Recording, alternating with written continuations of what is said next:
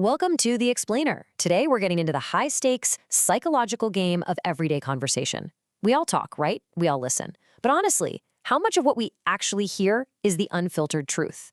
By the time we wrap up today, you're going to be looking at every single conversation, whether it's a tense negotiation or just a casual chat over coffee, through a completely different, highly analytical lens. We're going to map out how human speech actually works under the hood and figure out what's really happening when we open our mouths. Okay, let's dive into this. What is left unsaid is often as important as what is spoken. Just let the profound nature of that quote hang in the air for a second. This isn't just some nice poetry, it's a foundational psychological truth. Our source material points out something wild. We spend so much energy obsessing over the words actually vibrating in the air that we completely miss the massive, invisible structures deliberately left out of the conversation. Which brings us to the ultimate question, doesn't it? Do people actually say what they mean? Look, we naturally want to assume that words equal truth, that having a conversation is just this neutral transfer of facts from one brain to another. But spoiler alert, that's a total myth. The reality? Speech is not just information. It is information wrapped tightly inside a protection strategy. Think about it. Think about the last time your boss asked for feedback on a genuinely terrible idea. You didn't just blurt out the raw, unvarnished truth, right? No way. You encoded it. You actively managed your social risk. So here's our roadmap for cracking this communication code together. 1. The illusion of spoken truth. 2. The 3 hidden speech filters. 3. Decoding the 4 signals. 4. The overanalysis trap. And finally, 5. Triangulation. Let's start with Section 1. The illusion of spoken truth. Uncovering the hidden matrix. So the crucial point here is that to truly understand people, we have to completely shift our perspective. We have to stop taking words at face value and realize that speech is essentially a lossy compression of thought. Think of the human brain trying to send this massive, complex, raw file of emotion, history, and logic. To get that huge thought out of our mouths, we literally have to compress it into language. And just like compressing a massive digital photograph into a tiny pixelated JPEG file, details just get lost, data gets simplified, and strange little artifacts start to pop up. You are never hearing the pure thought, you're just hearing the compressed, filtered output. And notice the built-in friction here. Look at the totally opposing incentives between two people talking. The speaker is constructing a message to be understood, sure, but they also desperately want to avoid judgment, maintain their self-image, and influence how you perceive them. Meanwhile, the listener, that's you, is trying to extract the actual truth, detect any inconsistencies, and reduce uncertainty.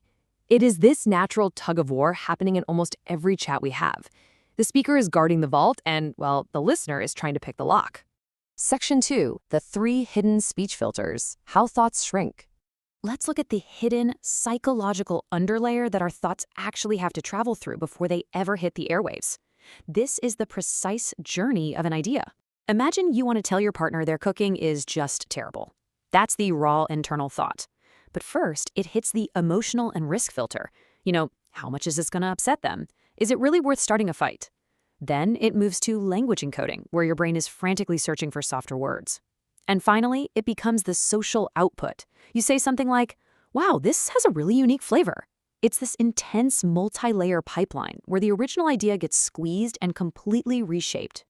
Let's break down exactly what's happening inside those filters. First up, cognitive filtering.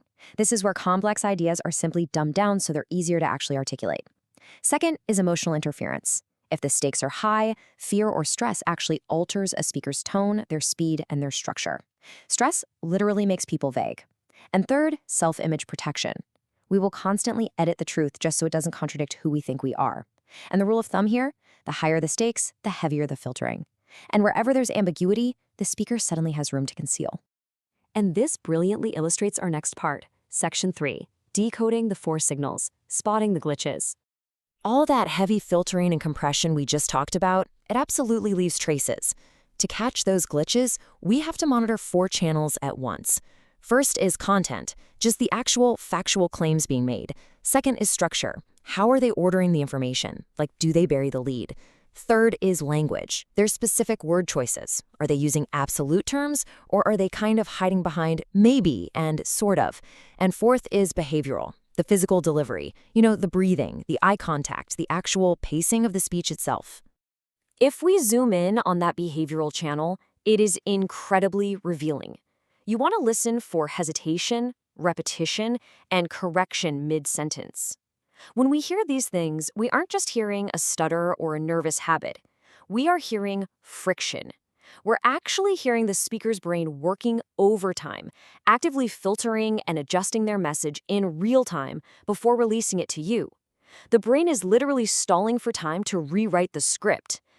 Section 4, the over-analysis trap. Glitches in the decoder. Now, before we go turning every chat with our friends into a full-blown interrogation, we really have to watch our own blind spots. You can't just assume speech always hides some deeper, dark meaning. Sometimes the glitch is in the decoder, meaning us. Overinterpreting normal filler language like ums and ahs, that's a rookie mistake. Ignoring cultural differences in expression will lead you entirely off track, and you absolutely cannot forget context. Someone might be hesitating just because they're completely exhausted, not because they're lying to you. Not every maybe is manipulation. Treat language as a pure deception code at your own risk. Let's move to our final piece and see how this all builds together. Section 5. Triangulation, the ultimate strategy. To bypass those filters without falling into the over-analysis trap we just talked about, we use triangulation. Think of this as your master counter strategy. Triangulation is the emergence of truth by aligning 3 specific things: the words used, the structure of the flow, and the behavioral delivery under context. True understanding comes from evaluating all 3 of those things together. For example, if someone says, "I'm totally confident this project will work," but their delivery is filled with hesitation, their pitch is super shaky, and they keep fidgeting, well, triangulation tells you the truth lies in the behavior, not the words. They just don't align. And what's super fascinating is that this dynamic of triangulating intent exists absolutely everywhere. Look at cybersecurity. You might see a simple email input, but the hidden intent is social engineering and theft. In the military, you might read a public statement, but the hidden intent is pure propaganda meant to distract an adversary. In trading, you might hear a pundit's confident market commentary, but their hidden intent is actually just pumping up their own financial position. Analyzing the gap between what is presented and what is intended is a highly valuable, truly universal skill. So your ultimate takeaway rule is this: analyze speech and behavior together. Never, ever isolate the words from the person speaking them or the environment they're spoken in. Verbal communication is just filtered output operating under very strict social constraints. If you really want the truth of what someone is trying to say, you must look for behavioral validation. You got to look at the whole picture. We've spent this entire explainer decoding how to analyze other people, but let's turn the mirror around for a second. Knowing the hidden rules of the game, knowing that your own speech is a lossy compression, heavily filtered by your own emotions and self-image, how will your own speech change today? Are you actually saying what you mean, or are you just managing your social risk? Keep that in mind next time you open your mouth. Thanks for exploring this with me on The Explainer, and keep questioning what's left unsaid.